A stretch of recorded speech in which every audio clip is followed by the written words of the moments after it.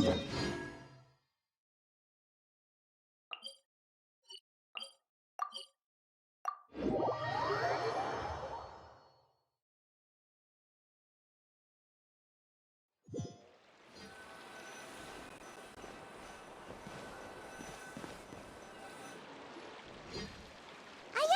Yoimiya! You're already here! Good morning. Xavier said yesterday afternoon went well. Yeah, and how about you, Ayaka? What were you up to yesterday? After we split up, Ayato went to see Udex Nervillette at the Palais Mermonia. I was originally thinking of going with him, but he said he could manage it himself. He told me to go see the sights around Fontaine and to enjoy the local culture, so I rode the aqua bus with Yoimiya and visited the opera house on Aranias Island. Yeah, you wouldn't believe what we saw there! 2 mechanical puppets that were dancing together! You've already seen them, right? Yeah, those two! Amazing, aren't they? We sat and watched for quite a while. It was mesmerizing. Like we could keep watching them forever. Oh, it was the same for us the first time we saw them, too! Afterwards, we went swimming at the beach! Well, diving, to be exact. It was the first time I ever breathed underwater! I held Ayaka's hand and we counted down together. 3, 2, 1, and then splash! We were beneath the waves.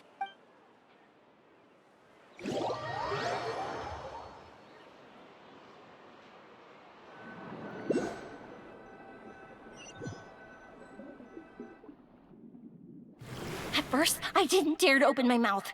But once I couldn't hold my breath any longer, I decided to take a big breath in. Turns out the water wasn't as salty as I imagined. It didn't really taste like anything at all. Before I knew it, I was breathing like normal down there. It was an amazing feeling. Ayaka said I was too nervous and needed to loosen my grip. She got used to everything way faster than I did. I knew that the Traveler could do it, so I had no doubt we could do it too. That helped me feel at ease as soon as we dove in. The underwater world in Fontaine truly is beautiful. I love seeing the romaritime flowers blossoming underwater, like little candles lighting up the streets at night. Yeah, and there were so many creatures that we've never seen in Inazuma. Like those fish that shimmer like a sword blade. Whoosh! Oh, and those big fish that call when they see people. Oh, you mean Hunter's Rays and Blubber Beasts! I just love the name Blubber Beast. Just wait till Pops and the others hear about this. They probably won't believe a word I say.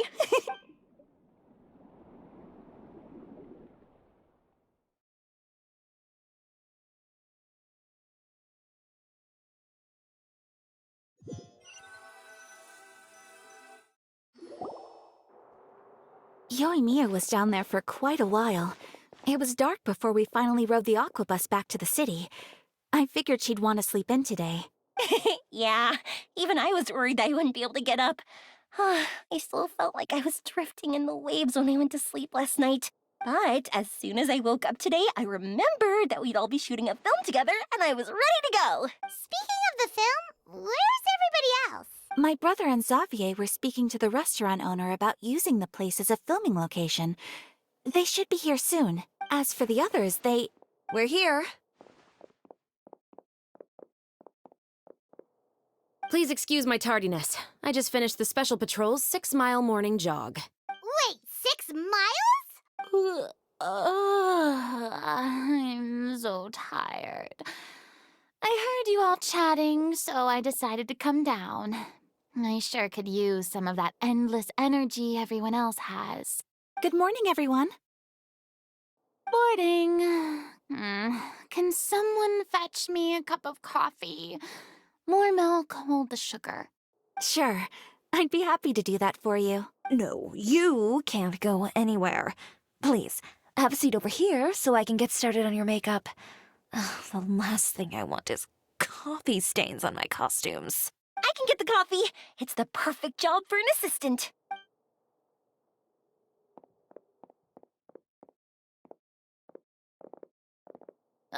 So much energy. Seriously, what's her secret? Oh, Yoimiya's always like that. But you sure look exhausted, Farina. It's because you're not used to waking up so early, huh? Of course not. I spent the whole night reading the novel from cover to cover, marking sections that either need to be omitted or adapted. Wow. Paimon didn't expect you to be so thorough. Well, I was the biggest star in all of Fontaine after all. It takes more than just a pretty face to earn a reputation like that. I know how to get serious when the situation calls for it. I went all out when I was acting as an Archon, so why wouldn't I do the same for my own life? Here's your coffee, Director Farina. Oh, thank you. The sound of being called director and the aroma of coffee feels almost as refreshing as hearing the birds chirping in the morning. Ah, it seems everyone has managed to arrive on time. We've reached an agreement with the restaurant owner.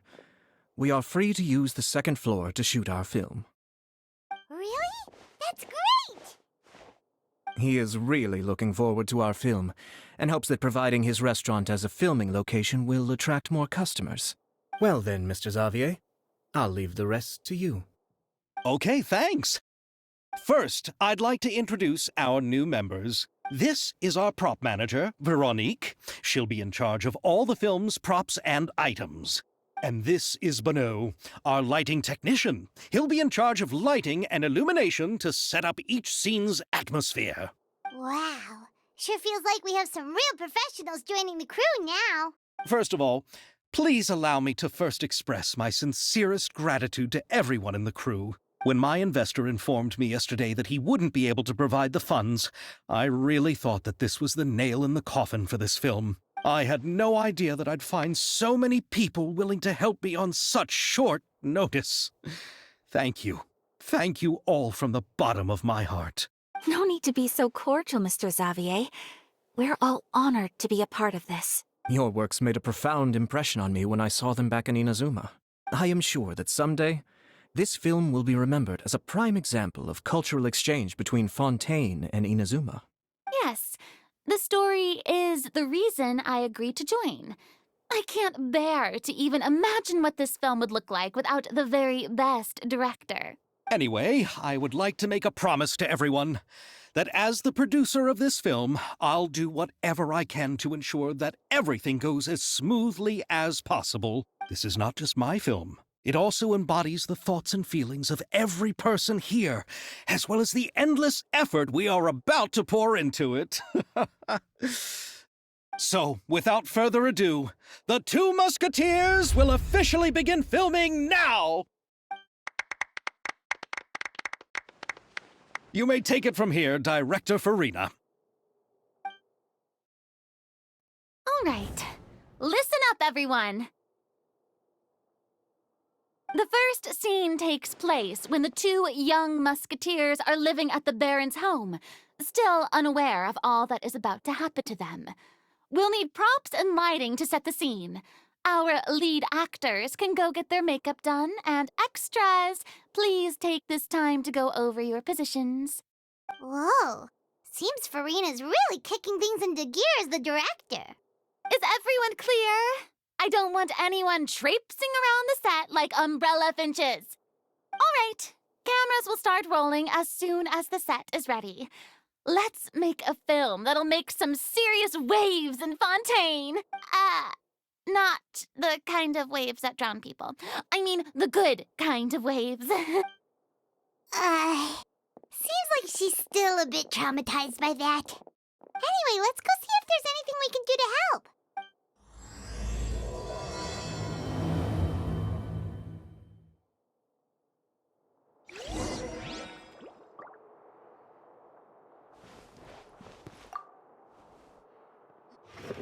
How about here? A little more to the left. You got it. Hey, Yoimiya, do you need a hand? No, I'm fine. You know, doing the lighting is kind of like designing a fireworks show. It's interesting to imagine what kind of atmosphere the lights will create. I heard that the Traveler will be operating the camera and Paimon will be the clapper loader, right? Those roles are just perfect for the two of you. Really? Is that because it'll be easy for Paimon to hold the clapperboard while flying? Well, sure, there's that, but that's not exactly what I meant.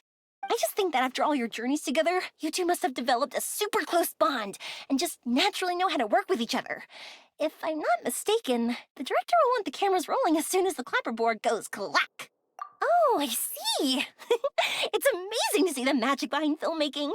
Yumiya, we need lights over there, too. Oh, on it!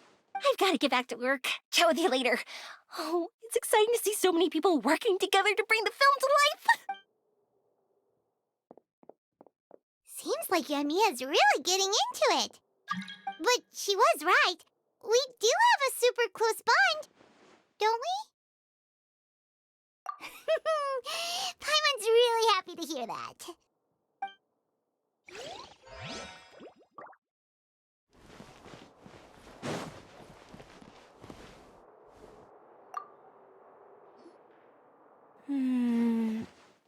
Ayaka has mentioned you to me before.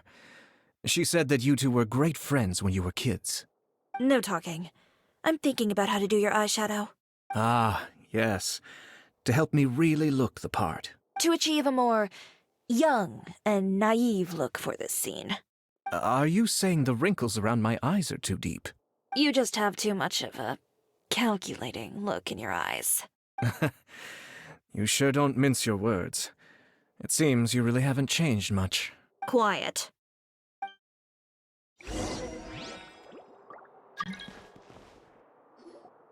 So, this is a real musket? No, it's just a prop weapon. Not bad. Have you seen a real musket before? Only in books and newspapers. I made this one based on the relative shape and proportions I saw in reference images. When we're filming, some special gunpowder will be applied around the muzzle, which will help create the flash and smoke effects of a real gun being fired. Which means it'll be up to the actors to portray the recoil. That's right. The sound effects for gunshots will also be added in post-production. Thank you, Veronique. I think I know where to start now. However, the musket's gears and firing pin could still use some work. Adding some wear on the metallic components will make them appear more realistic. Also, be sure to rub the muskets with some oil each time before we start shooting. That'll give the impression that the firearms have been well maintained. Good point. You seem to know a lot, Miss Chevres. I assume you use these types of firearms on a regular basis? Yes, I perform routine maintenance on my weapons every day. Just like we as people need to eat and sleep, muskets need to be cleaned and maintained. I also perform similar care for my sword every day, and familiarize myself with its shape and weight, to the point where it feels like a natural extension of my body. Yes, this way, our weapons will never betray us in the heat of battle. Yes, well said. It seems we have the same philosophy on this topic. Oh, sounds like they found a common interest to talk about. Though these props differ from the muskets I use, I can still give you some pointers. Good. I look forward to your instruction. First and foremost, never point the weapon at anyone, regardless of whether it's a real or prop weapon or whether you're holding it or it's on the table. This holds for any time when you're not actively engaging an enemy. Okay, understood. When aiming the musket, extend your arm so that it's level with your shoulder and use your eye to look down the weapon's sights. Like this? Not bad. Now, try saying your lines. This is the end of the road for you. Good. Now turn your body a little. That way, you'll give your enemy less of a target to work with. And relax your shoulders. Here, allow me to demonstrate. This is the end of the road for you. Huh. Excuse me, Miss Chiori. Director Farina, there's something I wish to discuss with you. Oh? What is it? Like this? Yes, much better. What do you think? I do see your point. But are you sure you wish to do this? I believe it would be most fitting. Well, if you insist. All right, I understand. Miss Ayaka, Miss Chevres, could the two of you please come over here? Huh? What's going on? Are we gonna start filming now? Let's go see. What is it? I have a question for you, Miss Chevres. Would you be willing to play the role of a musketeer? What? To clarify, I would like to turn over my role to Miss Chevres. But, brother... Don't worry, Ayaka. I actually view this as a good thing. I was becoming troubled trying to set aside some time to speak to the staff at the Palais Mermonia. I would like to have some conversations about the cultural exchange between our two countries, and I've heard that the bureaucratic process here can get rather complicated. Now I will be able to focus on my work. Besides, you also know that I'm not really one for public performances. Are you really sure?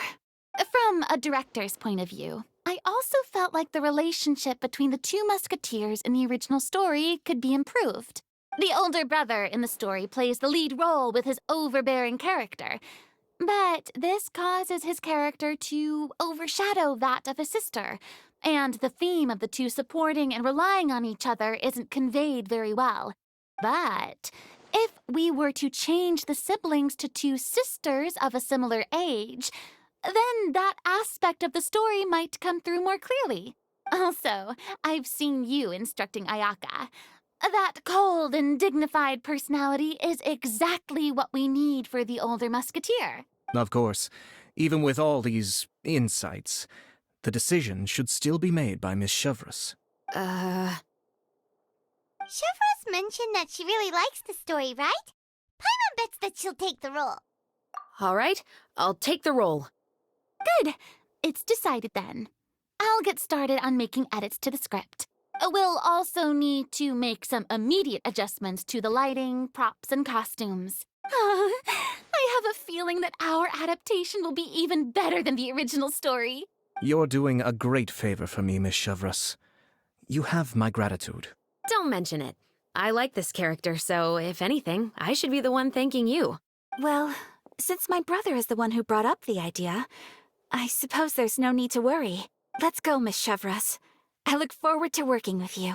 Please, just call me Chevres.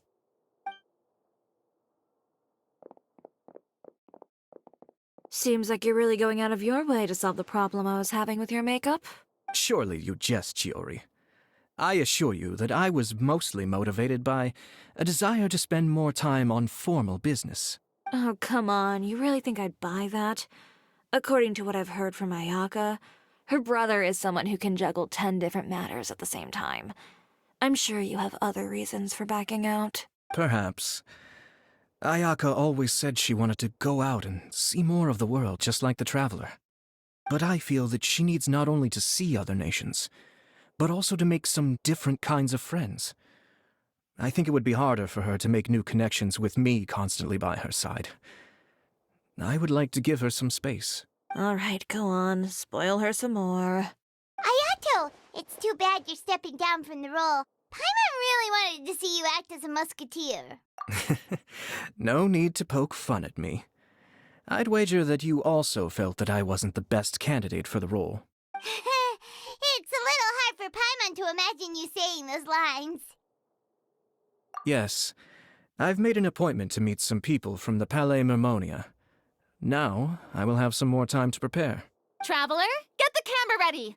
Paimon, get the clapperboard. Actors, to your positions. We're about to start shooting the first scene. Go on now. And please take good care of Ayaka. Yep, don't worry. Thank you.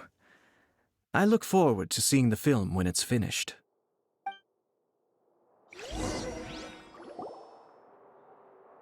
All right. Now that we're all here, let me help set the scene for everyone. The first scene takes place when our two main characters are still living at the Baron's estate. They've been ostracized and verbally abused by others in the household, but they still have no idea why. We want to capture how naive and innocent they are, despite their pain. Chevres will be playing the role of the older sister, Tulip, and Ayaka will be the younger sister, Iris. Be sure to get close-ups of the main characters at the right moment. Silence on the set! Lights! Camera! Action! Let's go! Tulip, Mother's been out for quite a while now. Perhaps she went to pick some flowers on the way home. You know how she loves flowers. Iris, Tulip! I'm home! Mother! You were out for so long, we were beginning to worry about you. I'm sorry, but I'm back now, safe and sound. Here, I brought your favorite treat. Apple turnovers. Mother, what are those bruises on your hand? Huh? What bruises? Oh, I must have bumped into something while I was working yesterday. But I didn't notice them this morning. Then perhaps they're from when I accidentally tripped when I was out just now. By the way, did you have fun playing at home? What's the matter, Iris? Well, we've realized that no one really wants to play with us. They even took Iris's doll and spat at us. And they even called us names. They said we were... Shh. It's all right. Don't worry. Girls, listen to me. It doesn't matter what anyone says. Don't listen to them. No one can define you with such words. You both have wonderful lives ahead of you. Just like your names. You will both blossom like beautiful flowers. Maybe your time to blossom hasn't quite come yet. But one day, you two will bloom more beautifully than anything else. Don't let the soil you're in now ruin your future beauty. Understand? My dear daughters. And cut! Not bad. The actor's emotions were all on point. Let's keep that take. Also, if our clapper loader could avoid shouting at the start of the scene next time. Oh, got it. Great. I was a little worried that my nerves would get the better of me. What about you, Chevros? I felt fine. The lines weren't too difficult at all. Seems like Farina must have adapted the role nicely. You two were great. I couldn't tell it was your first time acting in a film. You should have more confidence. Thank you for your encouragement. Positions, everyone! We'll move on to the next scene after we try a few more camera angles.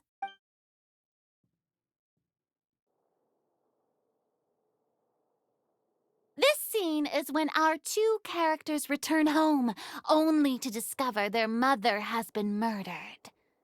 Ready? Lights! Camera! Action! Mother, we're back. Mother?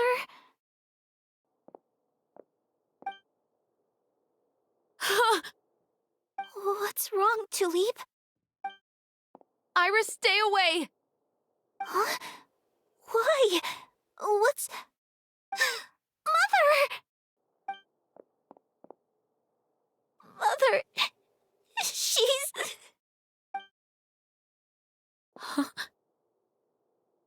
There's poison in this cup. Huh? I could have sworn I've seen this kind of cup before. Those aristocrats. They didn't even try to cover up their actions.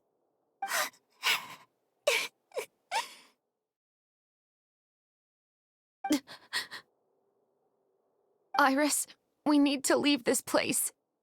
Leave? But now that Mother is gone, where can we even go? Anywhere. All I know is that we can't stay in this house. But are we just going to let them get away with this? We'll have our revenge, I promise you. Just not right now.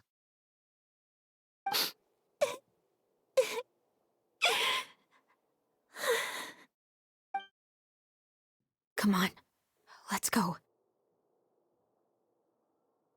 No, wait. We can't just leave Mother here like this. At least let me leave this rose with her. That's why we went out in the first place. To buy her this flower. All right. Goodbye, Mother. We'll avenge you. Someday. And cut! Wonderful! Great performance! Oh my, you're so amazing, Ayaka! And were those real tears I saw? How did you do it? I was surprised too. Thank you for the kind compliments. Actually, as soon as Director Farina said action, I told myself not to think about anything. I just felt the weight of the moment and became the character. It's quite similar to practicing the art of the sword. You clear your mind and focus only on what's happening in front of you. Ayaka's performance was amazing. Have I discovered an acting prodigy? Pipe down, everyone! We need to move on to the next scene!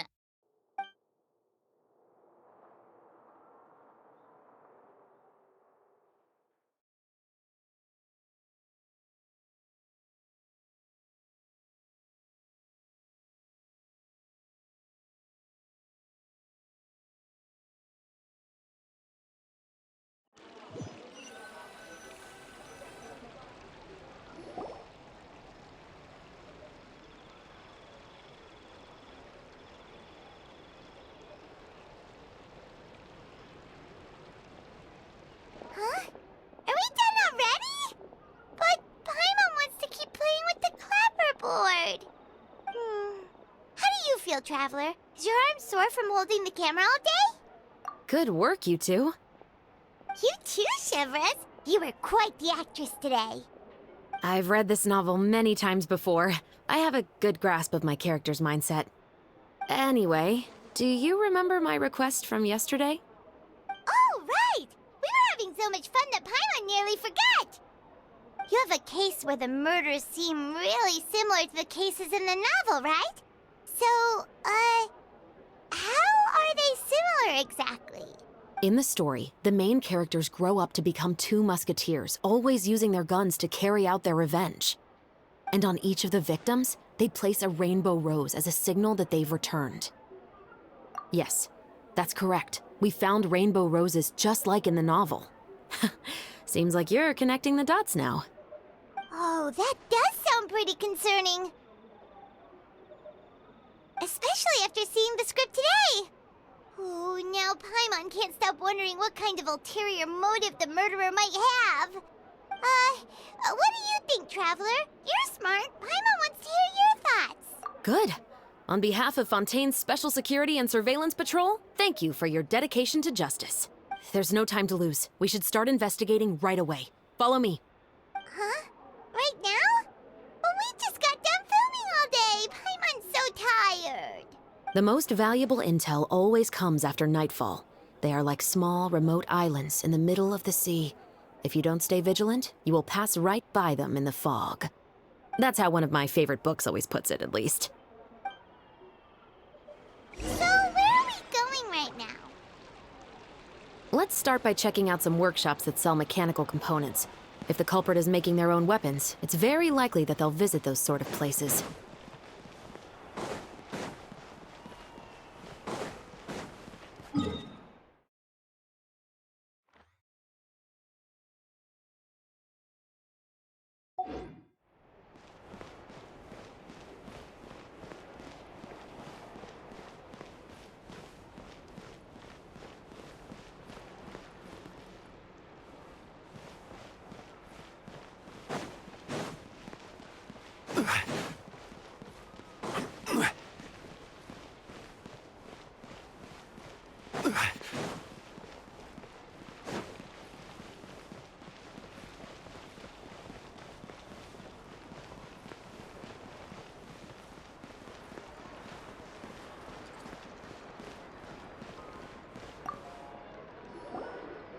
Welcome to LeChaux's Clockwork Workshop. How can I help you? Hello. I'd like to know if anyone has purchased some special components lately. Special components? Sorry, could you be more specific? I mean the kind of components that aren't typically used for clockwork toys, but for firearms. Huh? For firearms? No, we don't sell those sort of things here. Don't misunderstand. I'm not here to cause any trouble. We are merely investigating a case, and we're hoping that you could cooperate. Well, to be completely honest, I'm not even sure what kind of components that would entail. Has anyone ever purchased components here as an individual rather than on behalf of an organization? We have a lot of customers who buy toys, but those who buy components are all regular customers who buy in bulk on behalf of their organization. Is that so? I understand. Thank you for your cooperation. You're welcome. It's the least I can do.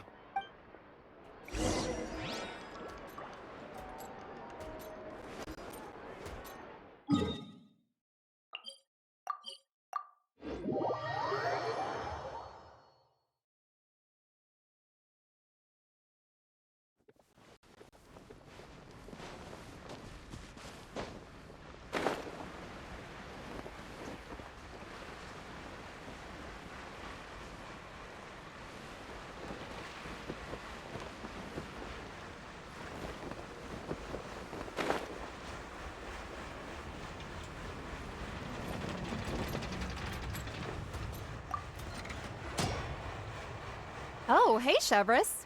Run out of oil for your musket again? Hello, Estelle. I want to know if anyone has come to your shop recently to order some firearm components. Oh, is this another case? Let me think. I don't think so. Some people have requested that I make some prop guns for the Fontanalia Film Festival, but I refused all of those requests. Oh? Why's that? Because there's no profit! I only make things here that can do some real heavy lifting. I don't have the energy to make some new molds just for the festival. Then has anybody come specifically looking for mechanical components? Well, I usually sell off my scrap to the Fleuve Cendre. I don't typically give them to one specific person. I understand. Thanks for your cooperation. Don't mention it. Always happy to have the Musketeers' patronage. Seems like we haven't found any leads to go off yet. Yeah, unfortunately. All right, let's head to Fleuve Cendre next. Huh? Are you sure? People might not be so thrilled to see the captain of the Special Patrol there. You think so, huh? Then I guess you don't know Huh?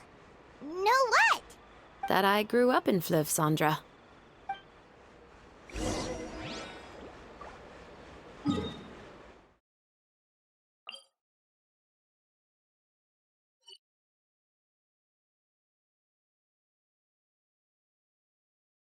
Hello, I'd like to ask some questions. I don't know anything. Don't worry, I'm not here to arrest anybody. You say that now. It's the truth. Here, take this as my guarantee. Wait, did Paimon just see what she thinks she saw? Is the captain of the Special Patrol bribing a citizen? Seems you're different from the other guards. What do you want to know? Have you heard anything related to muskets in Fleuve Cendre lately? Anything at all? Muskets, huh? All I know is that about 2 weeks ago, we started hearing some loud noises at night. So loud that it's been waking me up. Were they gunshots? Possibly. It's hard to tell around here. Someone's house collapsing, a pipe exploding somewhere, it's all the same. But the noises I'm talking about definitely happened after I fell asleep. Do you know where the noises were coming from? I don't remember clearly. Is it that you don't remember, or that you need to think about it some more? You tell me. Then please, think about it some more. She's giving her even more Mora! The noises came from the end of the Southern Waterway. I came out and had a look for myself when I wasn't sleeping well, but I didn't dare get too close. That's all I know. All right, I'll take your word for it. Thanks for the pâte de fruits.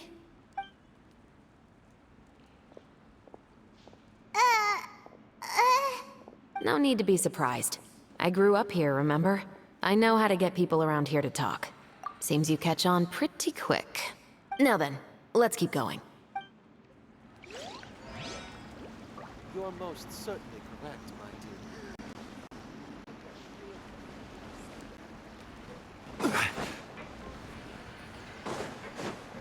Whatever business you're in, you gotta keep up with the shit.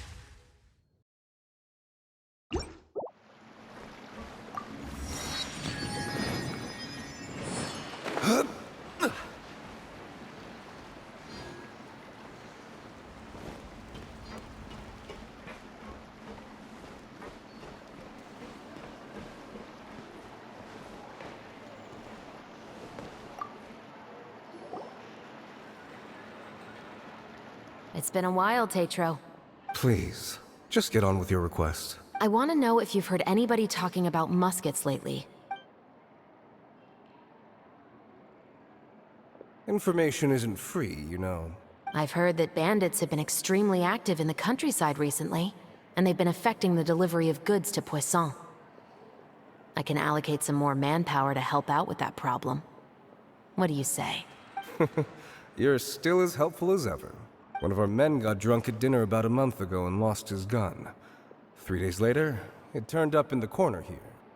What's weird about that? He just forgot where he put it, right? This is Fleuve Cendre, my friend.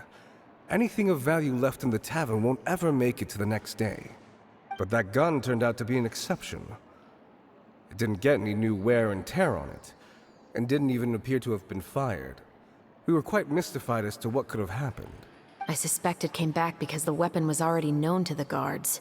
You mean, a criminal was afraid the Marechaussee Phantom would use the shot marks to track them down? Maybe. But if that's the case, the culprit really took great care to avoid getting caught. I didn't say anything about a criminal. In Fleuve Cendre, knowing who was killed is as easy as knowing what clothes you're wearing today. It's the guy living in the east side, isn't it? I've never liked him. Every time he's here, he just orders a drink and sits there with a nasty look in his eyes. So, who was the one who lost the gun in the first place? Don't bother. Even if you ask, he wouldn't admit to owning a gun to some strangers. Not to mention the captain of the Special Security and Surveillance Patrol. He's right. I know you grew up here, Chevres. Even though you're on good terms with the Spina, you've still been gone too long. Not many people know you here now, and a lot of people don't like the Special Patrol. I know. So take my advice and don't show your face too much around here. It's for your own safety. I'll come and go as I please, and I'm afraid I'll be appearing more often due to my work. All right. Don't say I didn't warn you.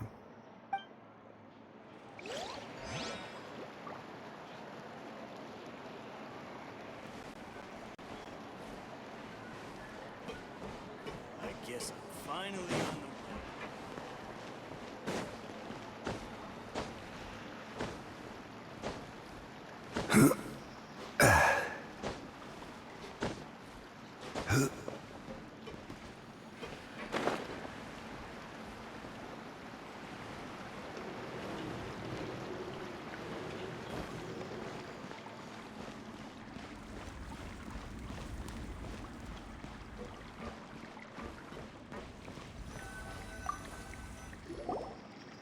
What's all this? Some broken planks and barrels, as well as some liquor bottles? Yes, but have a closer look, Paimon. Hmm? Even though somebody has purposefully tried to clean them up, these are obviously marks from musket bullets.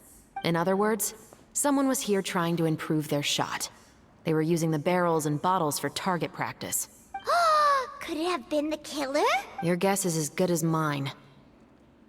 Although many people at Fleuve Cendre own guns, few hide the fact from others. And even fewer would go to such lengths to hide markings from practice shots. Anyway, let's go. There might be more to this.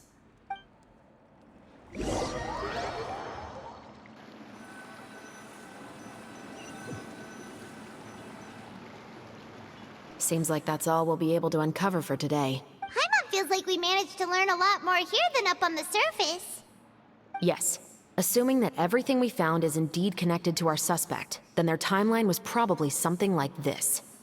A month ago, our suspect found a gun and took it home to disassemble it. Once he'd figured out its mechanics, he brought it back. In the following weeks, he used some parts to create his own makeshift musket, and took it to the Fleuve Cendre for target practice. Then, a few days ago, he found his target and carried out the murder. Once the deed was done, he left a rainbow rose on the body, just like the scene in the novel. That all makes sense to Paimon, but we're still no closer to figuring out the killer's identity. The deceased was a resident of Fleuve Cendre. It's said that he was a poor, solitary man. Yeah, that's also something I'm trying to figure out. If we are indeed following the novel, and there's a story behind the murder, then this murder should be an act of vengeance. but according to our investigation, the deceased didn't have any enemies. He was no saint, but no one's heard of a rival who hated him enough to shoot him dead, much less care to leave a rose on his body. What message is the killer trying to convey, and to whom exactly? We've thoroughly investigated that possibility.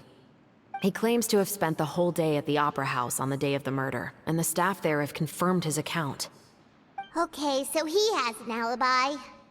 Not only that, he lacks a credible motive as well. He has a family of his own, and both of his parents are still alive. I've looked into his records. He was adopted at the age of 6, and all the proper procedures were followed. There are also records of him at an orphanage before then. In the story, the mother of the 2 musketeers was murdered after the children turned 10. Of course, he could have changed the children's ages, but I don't want to assume anything without evidence. More importantly, I've also had a chat with him in person. He didn't seem like the kind of person who would pull the trigger to kill a man.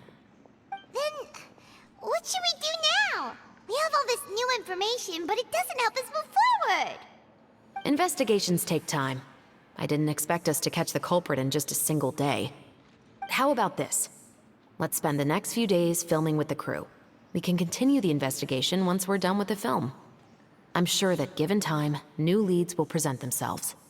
Wait, but weren't you saying Intel is like small, remote islands in the middle of the sea just a moment ago? Wouldn't you just miss them if you were to stop looking? Ah, but the book had more than one reference to the islands, Paimon. Oh? What else did it say then? As long as you spend enough time sailing through the fog, you'll eventually come across an island.